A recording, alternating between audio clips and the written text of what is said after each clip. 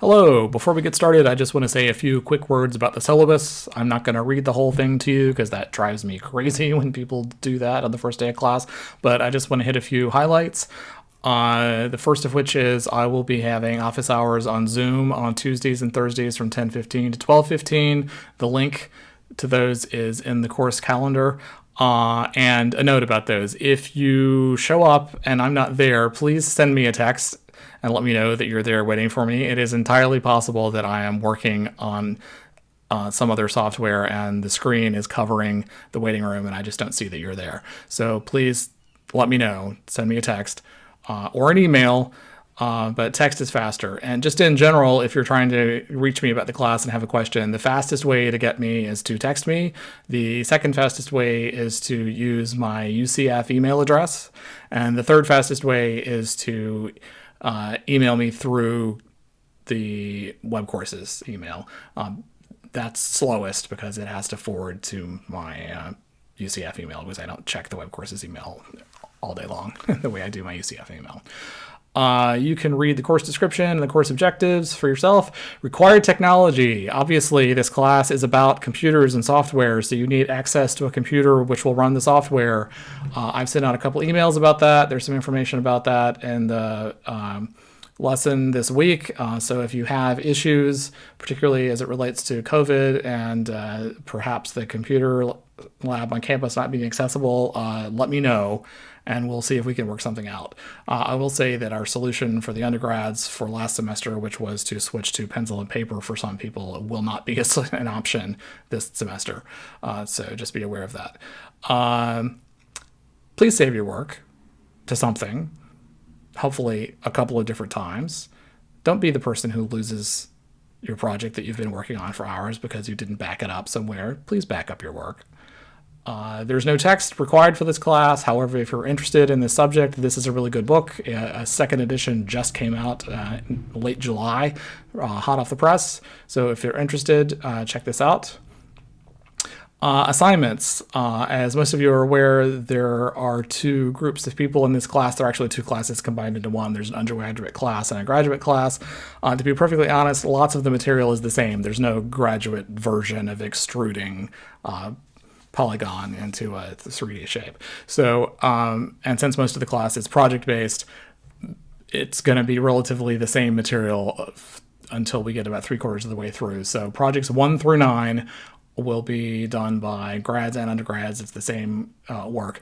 Where we really differ is in the final project. So projects 10, 11, and 12 are just for the undergrads. We're going to do specific things.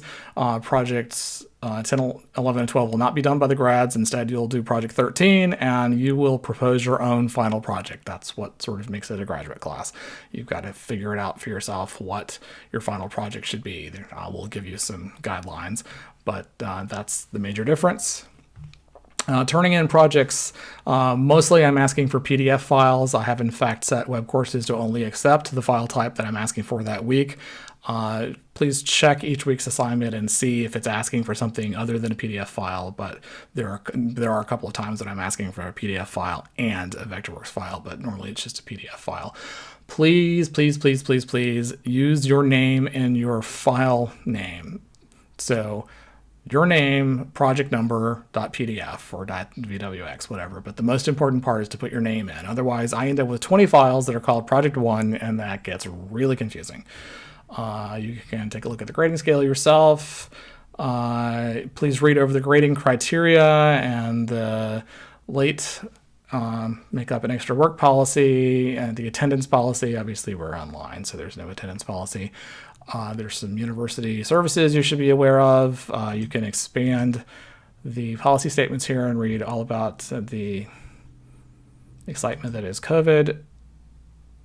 Please make sure to do the academic activity verification that should be in all of your classes that will be due on Friday, the first week of classes. This is how the university makes sure for federal reporting reasons, makes sure that you are in fact enrolled in class and are really here at UCF and are actually studying things. And finally, the course summary has everything about the course listed, and this looks like an incredible amount of stuff, and that's because 3/4 of this are my office hours. So it's really not as bad as it looks here. In fact, we're going to go look at the calendar because it makes a lot more sense here. And we're going to skip ahead to week 2 because I have a lot of things for a lot of classes due this first Friday. So we're going to look at week 2. So the entire course is set up to be very symmetrical. Every week it's the same so that there aren't any questions about how it's organized. So every Sunday, information for that week will become available on the page for that week. And then every Wednesday, a project based on the previous week's information will be due. So week 2, starting on Sunday the 30th, that information will be available. And then there'll be a project from week 2, project 2. It'll always correspond. Project 3 is the project that's due on the information from week 3, but the project will always be due the following Wednesday.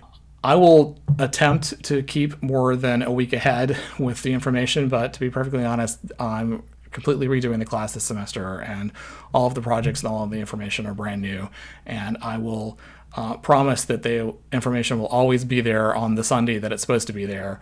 I will attempt to make sure that I'm a week ahead, but no promises there.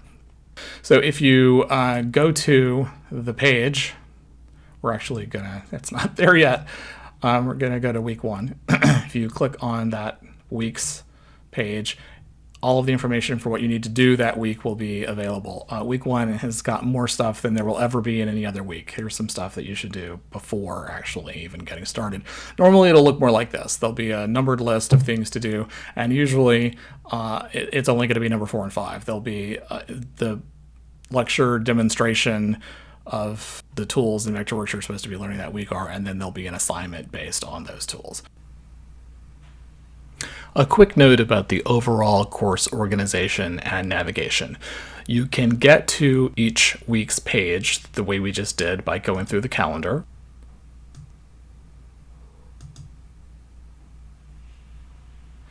You can get to each week's page by clicking on the link at the bottom of the syllabus page for that week, which will take you to the calendar, where you can click on the page, or you can just go from the home page directly to the pages page, which will take you to the list of all the pages and click on that week's page.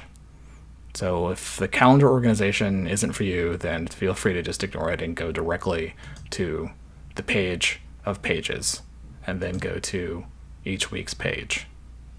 So that's a brief introduction to the syllabus. If you have any questions, let me know.